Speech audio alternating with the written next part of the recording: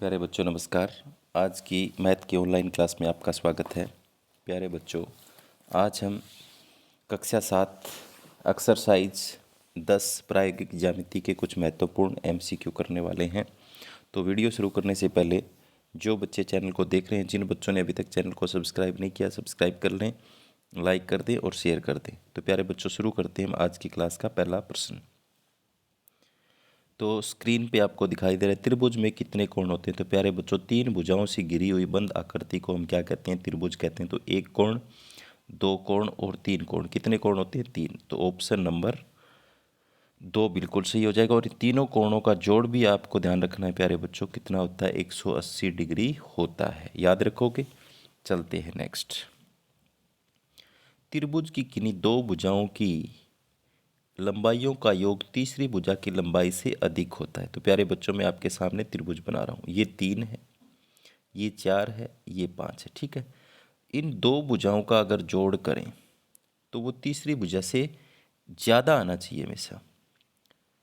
किस ज़्यादा आना चाहिए, वही त्रिभुज बन सकती है। बराबर नहीं आना चाहिए, कम नहीं आना चाहिए, वो त्रिभुज नहीं बनेगी। तो अगर आपके सामने कोई भी 3 भुजाएं दी, उनकी 2 भुजाओं को जोड़ के देख लो, छोटी वालियों को, तो तीसरी भुजा से अगर ज़्यादा आ रही है तो वो बनेगी। तो इसमें क्या है? त्रिभुज की किन्हीं 2 भुजाओं की लंबाइयों का योग तीसरी भुजा, इस खाली स्थान में क्या आ जाएगा? तीसरी भुजा की लंबाई से अधिक होता है। तो ऑप्शन नंबर 3 इसका बिल्कुल राइट आंसर होगा। ठीक है, समझे। आगे चलते हैं। रेखा खींचने के लिए किस ज्यामिति यंत्र का उपयोग किया जाता है?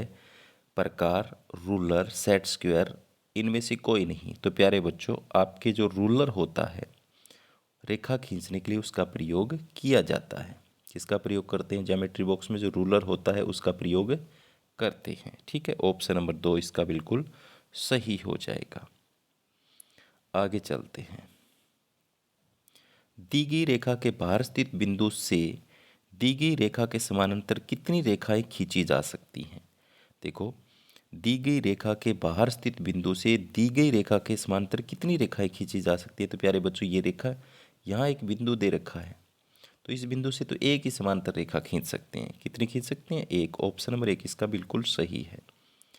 आगे है, एक त्रिभुज का बाह्य कोण उसके दोनों अभिमुख खालिस्तान के योगफल के बराबर होता है। तो प्यारे बच्चों देखो, ये इस तरीके से होता है।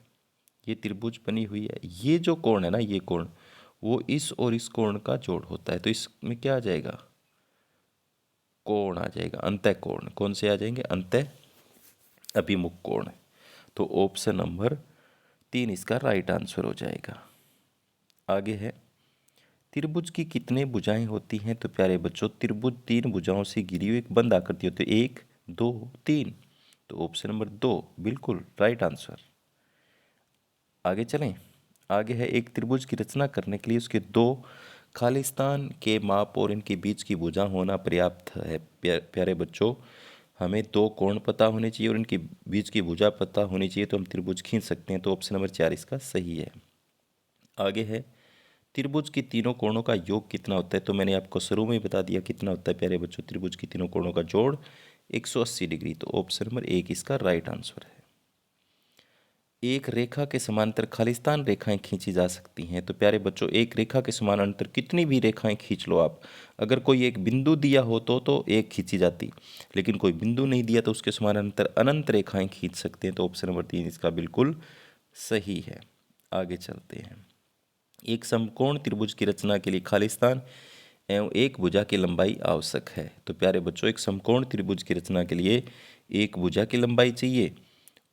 तो ये कोण 90 डिग्री का होता है और एक हमें ये कर्ण पता होना चाहिए। 90 के सामने वाला कर्ण होता है, तो कर्ण भी मालूम होना चाहिए। तो ऑप्शन नंबर 1 इसका बिल्कुल सही है।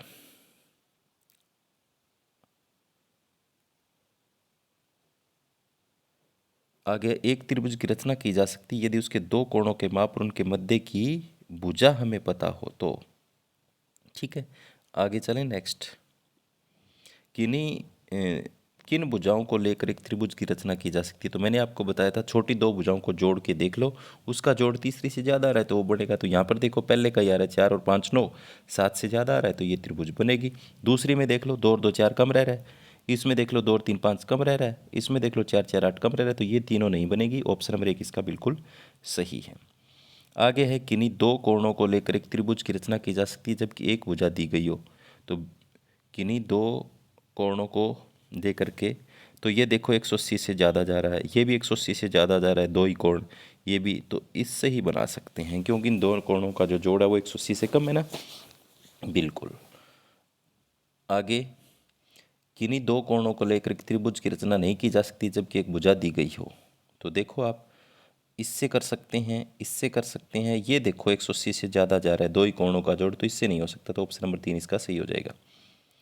एक त्रिभुज की रचना के लिए दो और उनके बीच का एक कोण पर्याप्त होगा, तो दो भुजाएं आपको पता होनी चाहिए, खालिस्तान में क्या आएगा, और एक कोण पता होना चाहिए।